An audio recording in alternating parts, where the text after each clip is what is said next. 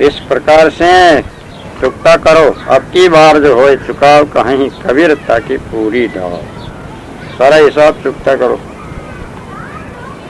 जब परिपक्व होके सच्चा हमसे हो करके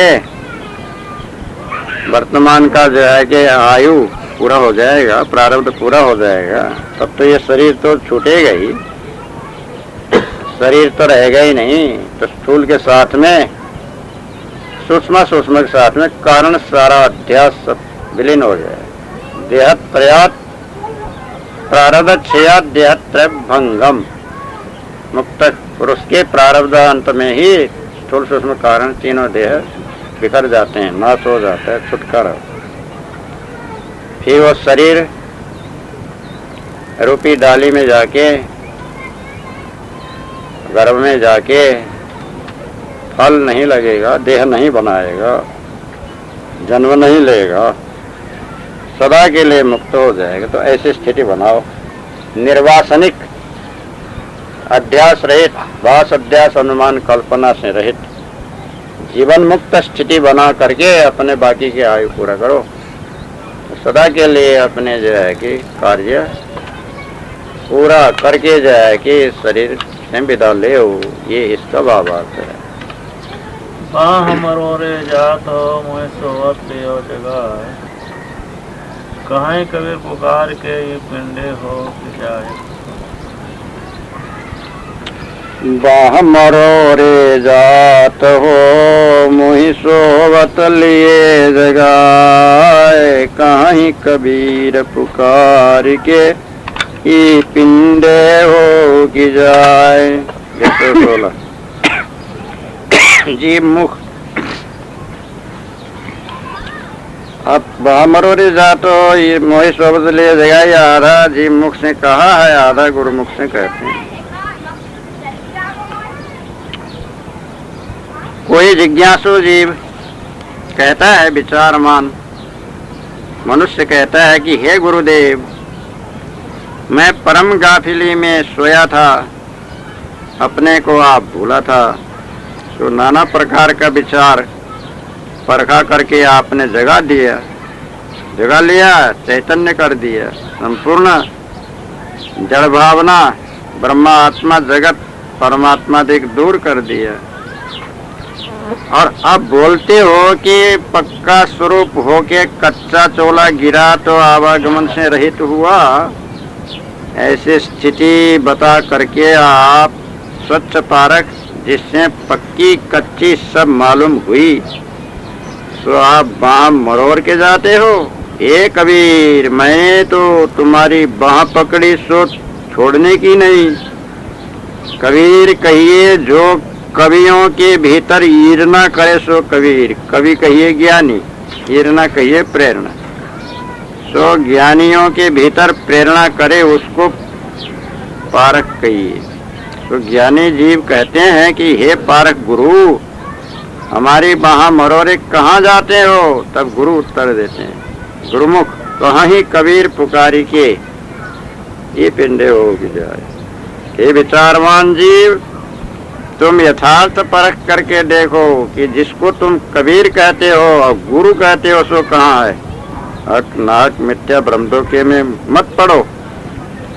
इस पिंड में पारख बोध पर स्थित हो, जिससे तुमने सब परखा सोई पारख गुरु और गुरुपद, उसके ऊपर और कुछ नहीं।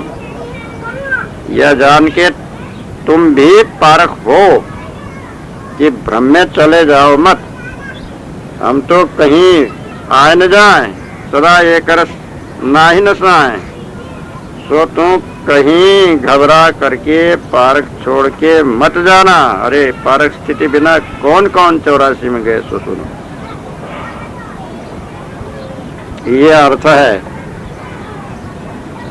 तिरजा में। बाह मरोरे जात हो मैं सोबत लिए जगह, कहीं कबीर पुकार के ये पिंडे हो। सदगुरु श्री कबीर साहब कहते हैं,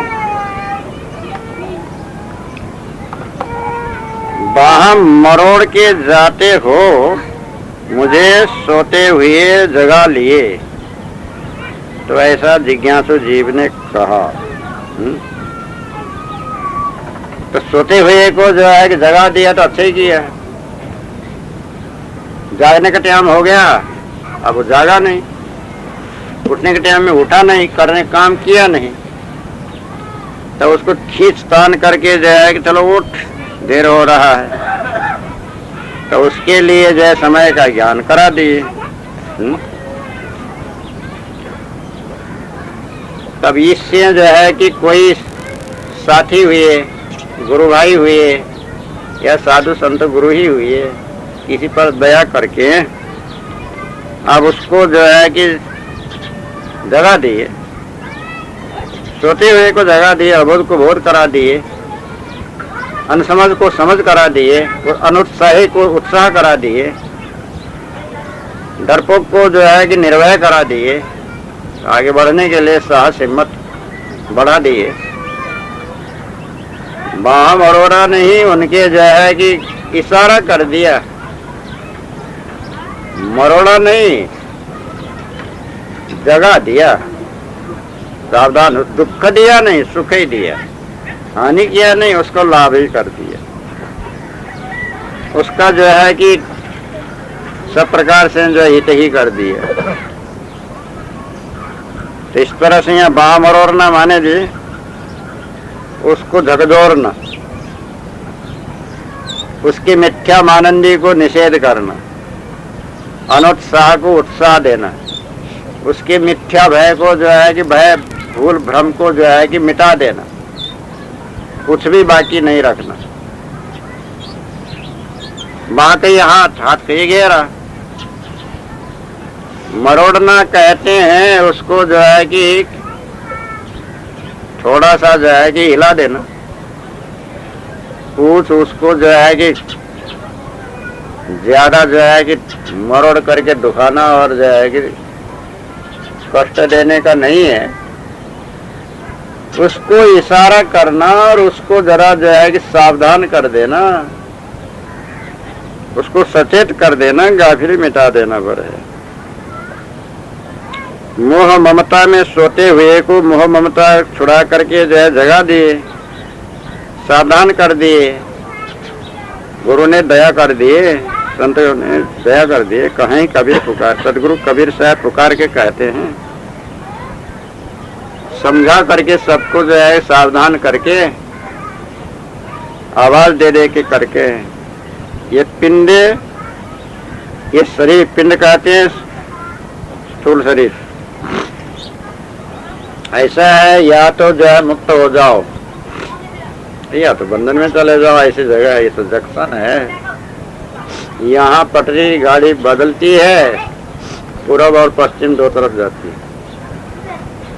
बंधन का पुरुषार्थ भी यही होता है, मुक्ति का पुरुषार्थ भी यही होता है। पुरुषार्थ प्रयत्न तो प्रयत्न, जो बंधन है मुक्ति, या तो मुक्त हो या तो बंधन में जाओ, दोनों काम इसी में होता है। इसलिए जो है कि अपने मुक्त होने का काम करो, बंधन में नहीं जाना, सारा बंधन को ही जो है क्षय कर देना, मिटा देना, जला देना, तुमसे कर देना, सदा के लिए जो अंत कर देना। ओहु स्वरूप स्थिति हो, मुक्त हो, शांत हो, कल्याणकामी, बोधवान, वैराग्यवान, स्थितिवान, रहनीवान, रहस्यवान, जो होना सो अभी इसी में हो, इसी शरीर में होना है, बनाना है। अब तुमको जगा दिया, अब तुम्हारा इशारा कर दिया, सचेत कर दिया, नींद छुड़ा दिया। अब क्या कहते हैं कि देखो अब तुम्हारा काम है भी सब पूरा करो, दोबारा ऐसा मौका ही नहीं आएगा, समय ही नहीं मिलेगा, फिर मनुष्यत्व का जो है कि प्राप्त होगा ना होगा कह नहीं सकते। अभी प्राप्त है, अभी इसी समय सारा काम पूरा करो, जो करना है सो आज ही करो, फिर के कोई भरोसा ही मत करो। इस तरह से जो है कि वर्तमान का काम वर्तमान में पूरा करने के बाद में फिर भविष्य का आशा नहीं करना पड़ेगा। भरोसा नहीं करना पड़ेगा, इच्छा नहीं करना पड़ेगा, उधार खाता नहीं रहेगा, नगद चुकता। ऐसी जो है स्थितिवान बन करके इसी मनुष्य जीवन में अपने जो है कि पारक स्वरूप की स्थिति जीवन मुक्त हासिल करने के लिए विशेष सहायक रूप से उत्साहित करके इसमें सदगुरु श्री कबीर साहब कहें सो तुम लोग भी ऐसी स्थिति बना लो, ये भाव है। साख पुरंदर नहीं परे भी अक्षर ये उपचार, कबीर रसना रंभन होता है, कोई कह न सके निर्वार।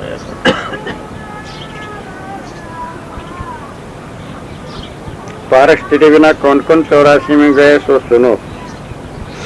साखी पुरंदर ढही परे बिवी अक्षर युगचार, कबीर रसनारंभन होत है, कोई कह न सके निर्वार। 117 साखी गुरुमुख। साखी कहिए जिसने नेति नेति प्रमाण से 5 तत्व 25 प्रकृति 3 गुण 10 इंद्रिय 5 विषय 5 कर्म चलन बलन प्रक्षालन बच्चन मैथुन अंतःकरण पंचक, तिनकी विषय 10 वायु 4 अवस्था 4 देह 4 अभिमान 4 स्थान 4 मान 4 प्रमाण आदि सकल अनित्य संपत्ति जान करके मैं सबका साक्षी ब्रह्म ऐसा अपने को निश्चय किया, उसको साक्षी साखी कहते हैं। ऐसे ऐसे जो बड़े बड़े ज्ञानी सर्व साक्षी कहलाए सो भी पारक स्थिति के बिना अन्वय करके जगत 84 में पड़ गए, गड़ गए, दही परे, गड़ करके परे दही परे। जब साक्षी को निज भूमिका न मिली तब साक्षी कहाँ ठहरे।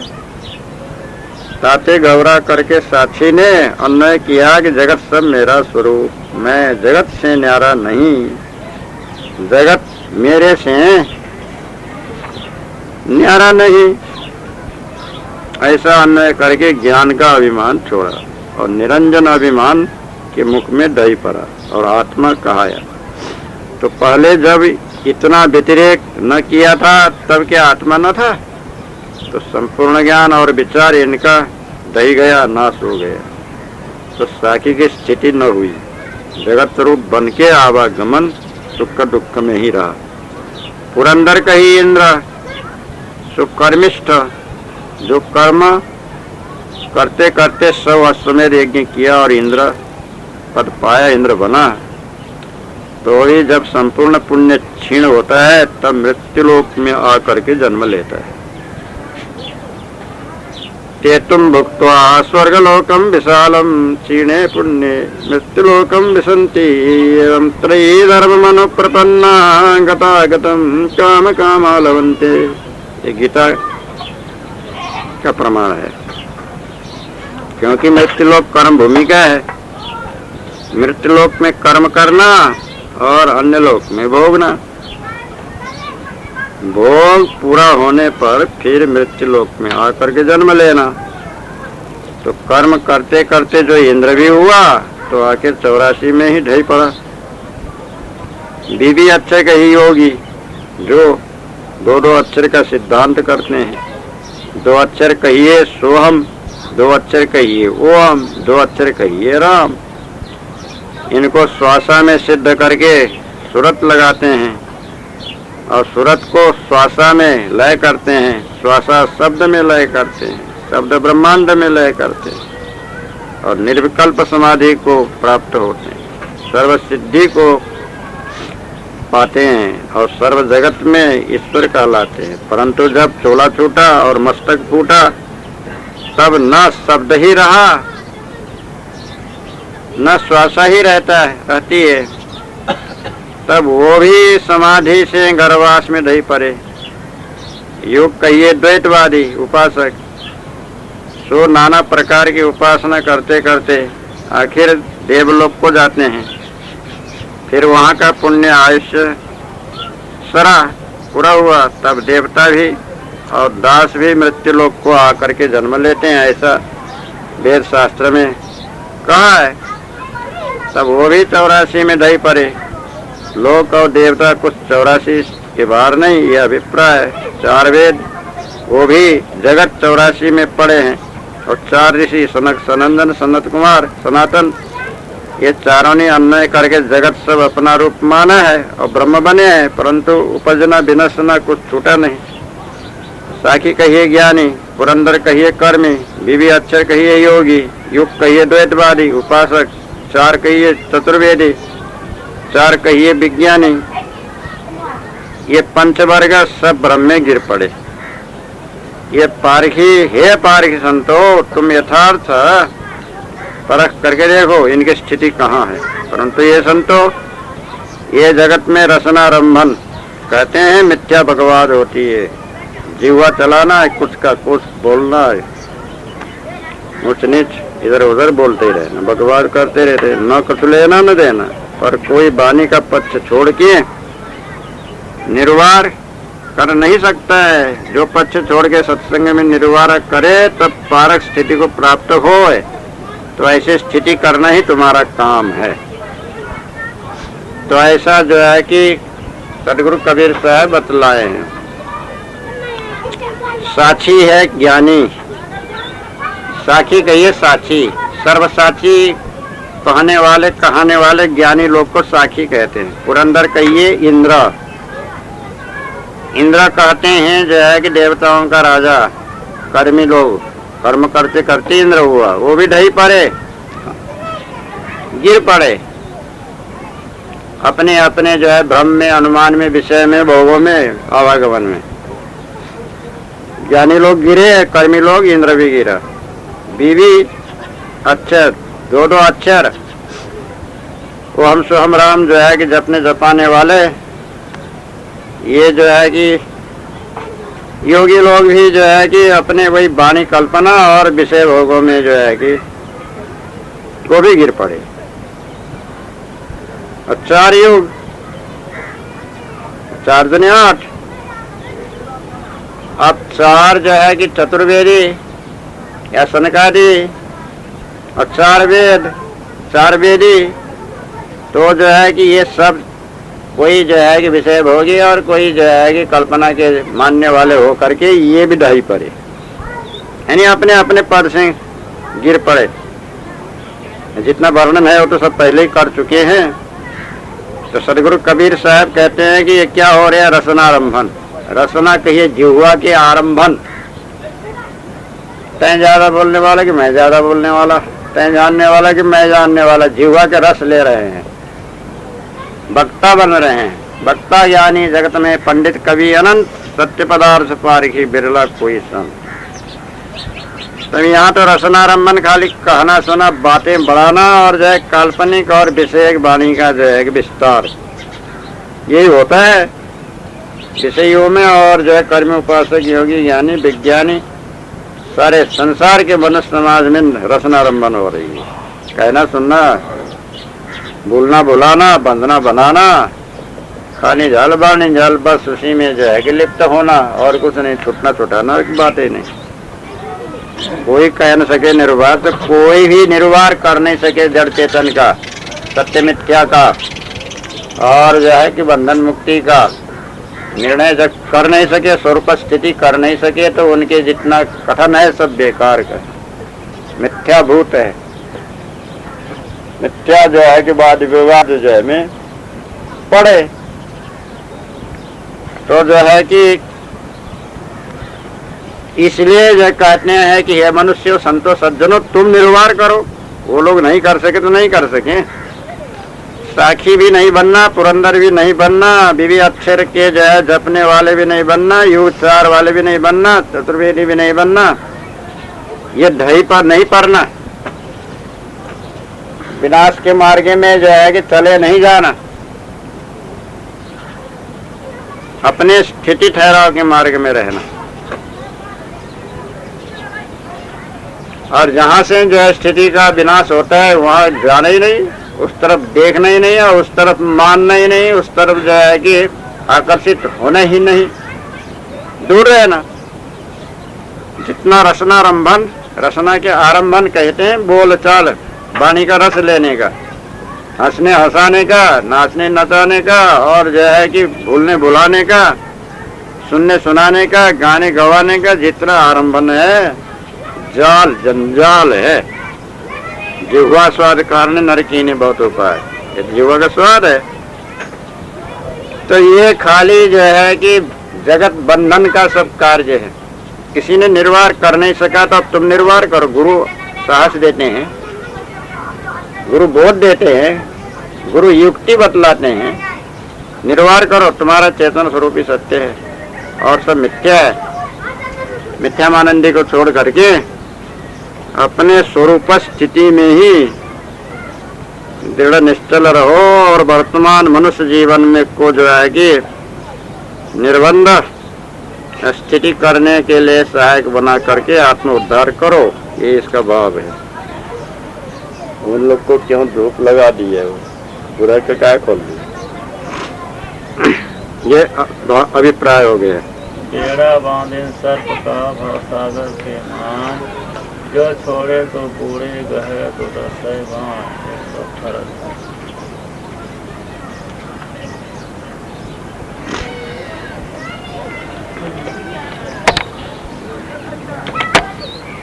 बेड़ा बांधिन सर्प का भवसागर के माय, जो छोड़े तो बूढ़े गए तो ढांसे बाई।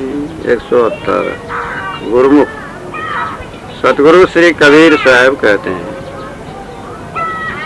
अहंकार सर्व का बेड़ा बांधा, उस पर सब आरूढ़ हुई।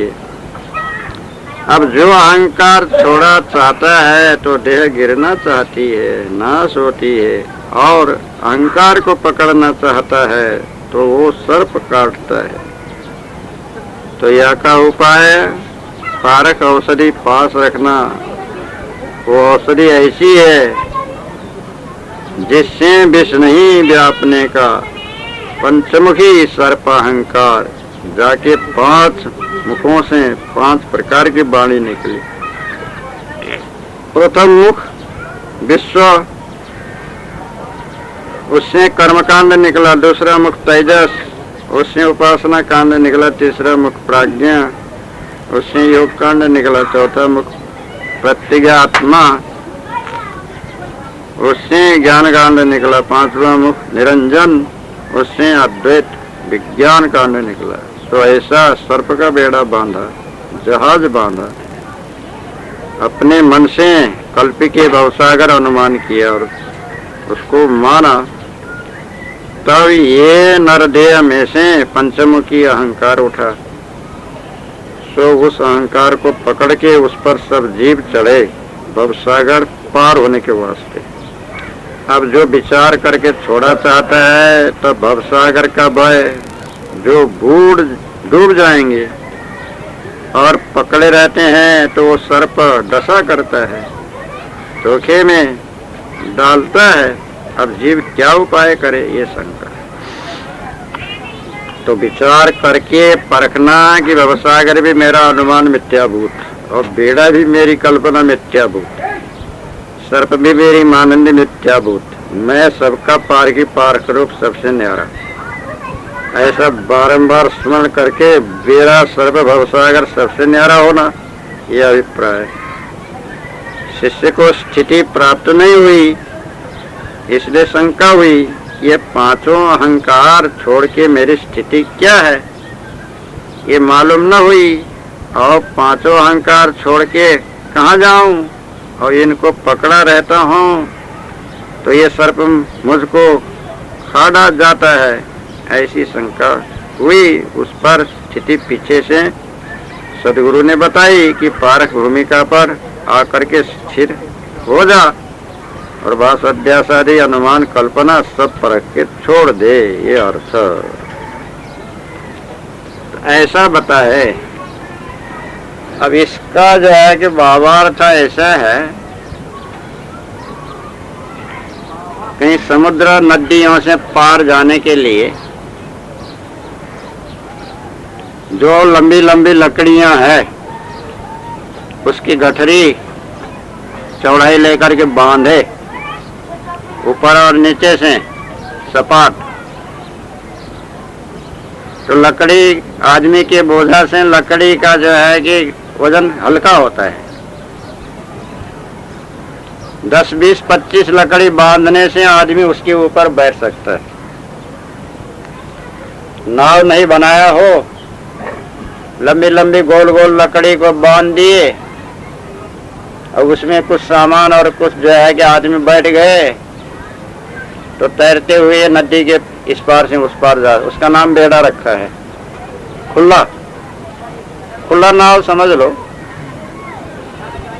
ऐसी कनस्तर बांध दिए 10, 20, 25 और कनस्तर झाला हुआ होगा तो उसी में उतरते रहेंगे और एक किनारे से वो किनारे में जो है कि पार ले जा सकते, वो भी बेड़ा है।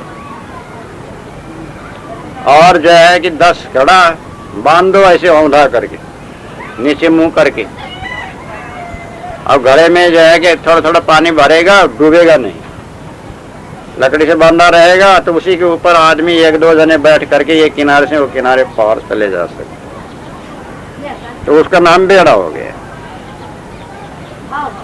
अब जो है कि लकड़ी का जो है गोल घेरा लिया तो उसका नाम जो है कि नाव होता है। छोटा सा जो है लंबा है, 1, 2, 3 जने जो है बैठ सके, लंबा कार का छोटा सा डोंगी कहते हैं वो तो खाली एक के जने 1, 2, 3 जने 4 जने लंबा कार है, वैसे ऐसे ऐसे डगमगाता रहता है।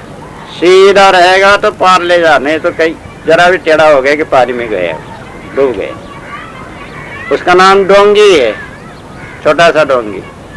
अब कहीं तालाब में इधर उधर लेने वाला छोटा सा डोंगी भी होती है जिसमें 1 के जने बैठ सके या 2 जने बैठ सके ऐसा। और चौड़ा वाला जो है कि नाव होता है और पाल वाला नाव होता है, सामान ढोने वाला नाव होता है, 2 मंजिला वाला भी नाव होता है, और जहाज जिसमें मशीन अग्निबोट लगाया है और जो है कि मशीन लगा के आर पार 3-3, 4-4 मंजिला वाला बनाया तो बड़े बड़े जहाज होते हैं। अब यहाँ कबीर साहब के समय में ये बेड़ा बांधने का चलन था, तो लंबी लंबी लकड़ी का बेड़ा बांधा जाता था और पानी में छिप छिप करके जो है कि आवाज करता था, भिगाता भी था, उस गठरी मटरी रख करके बैठ के इस पार से उस पार जा सकते। अब भवसागर एक किनारे से दूसरे किनारे में जाने का, तब इसमें क्या बांधा, सर्प का बेड़ा बांधा। ये तो एक दृष्टांत दी है, सर्प का बेड़ा बांधा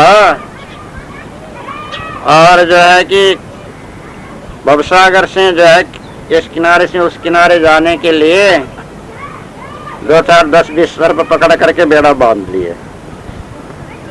अब उससे जो है भवसागर से पार होना चाहते हैं, अब उसको छोड़ते हैं तो डूब जाएगा समुद्र में। अब पकड़े रहते हैं तो सर्प ऐसा ऐसा काटता रहता है, डसता रहता है। सर्प का स्वभाव ही है डसने का, बाही, क्योंकि उसको पकड़ना पड़ता है ना जो है कि ऐसे मजबूती से। एक तो ऐसे ही खींचेगा लकड़ी से, बांस से, अब एक पकड़ेगा तो जो है कि पकड़े रखो बेड़ा को तो सर्प ऐसे ऐसे उसको हाथ में डसता है, और छोड़ो तो फिर उसमें डूब जाएगा। अब क्या करना, तब उसी को कहते हैं जो है कि वो पारक औषधि रखना बता दी, सुंघा हुआ करो, वो ऐसा ऐसा करे ही नहीं, काटे ही नहीं, बस बेहोश हुआ करे और तुम उसको खे करके पार ले जाओ। इसने तो युक्ति बतलाया कि जो है कि पारक तो जो है कि औषधि जड़ी सुंघा दिया करो, वो काटने की शक्ति रहे नहीं, उसी सर्प से जो है आरूढ़ होकर के पार उतर जाओ, फिर वो काट भी नहीं सकेगा, तुम पार भी उतर जाओगे। बेहोश करो उसको, वो सवास में न रखो काटने लायक, ये युक्ति बतलाए हैं। तैसे सर्प का बेड़ा बांधा। अब सर्प का बेड़ा बांधा तो माने क्या है, ये 5 तत्व का शरीर है, पंच विषय है। पंच विषय का जो है कि शरीर, 5 तत्व का शरीर, पंच विषय का शरीर, वही पंच अहंकार। जहाँ 5 आए तो सब आ गए। 5 अहंकार, 5 विषय और 5 जो है कि इंद्रियां, और जो है कि 5 इंद्रियों का विकार बेड़ा बनाया, आधार बनाया, शरीर बनाया।